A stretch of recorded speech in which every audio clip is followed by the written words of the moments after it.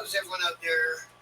This video is going to end up on TikTok, YouTube, Instagram, and Facebook. It's just a little political editorial for today. I was going to do this yesterday, and then I heard that Trudeau was going to respond to the tariffs, so I stayed up until he responded, and it took him all night to think of what to say, a bunch of ums and ahs. But he did say a few good things in there, so thankfully the leadership of our country hasn't all lost their minds about everything. You know, you may not be agreeing with Trudeau because most of the country doesn't on most of his policies, especially the policies that are already in play.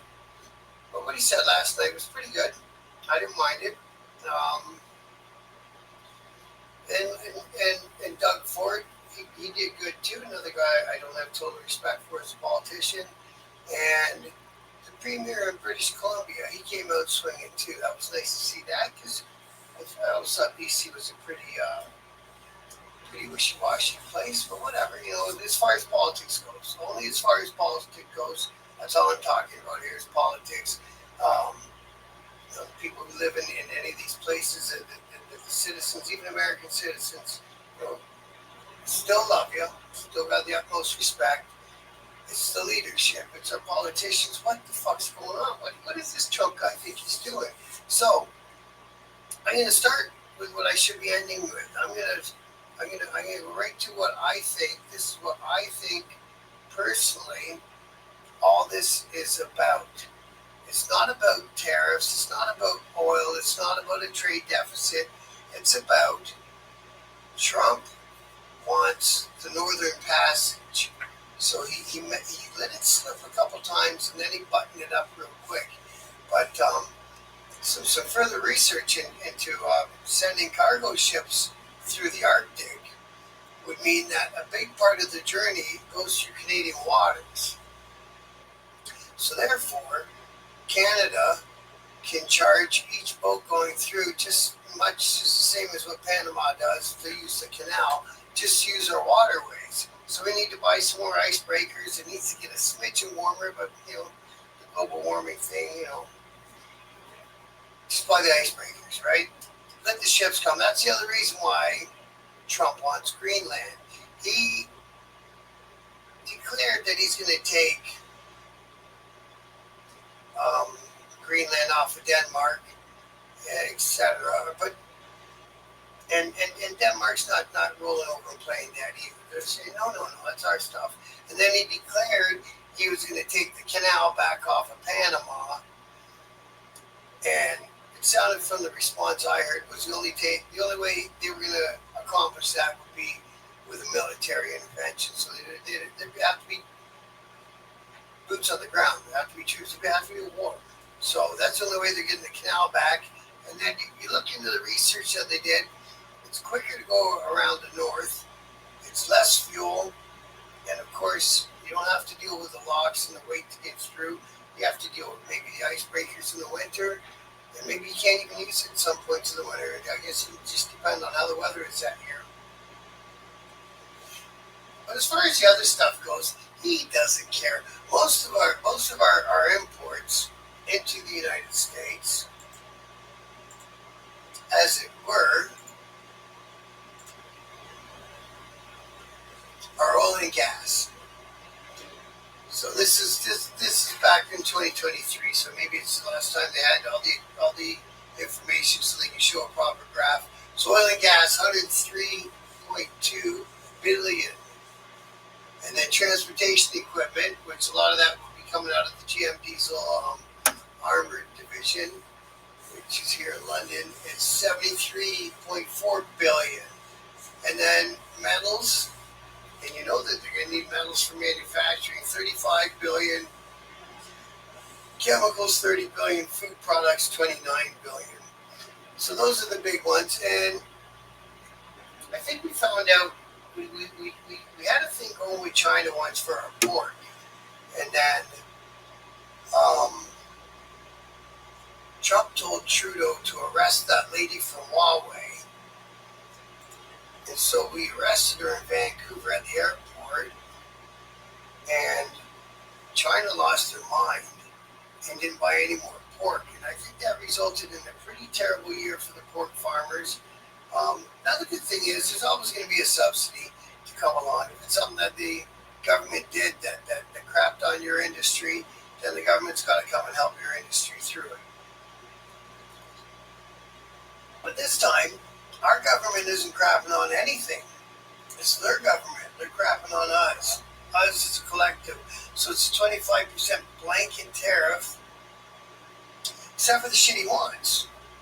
Then it's only 10% if it's oil and gas. So I say, I don't know why it hasn't been done. All these years we've been producing oil and natural gas in Alberta.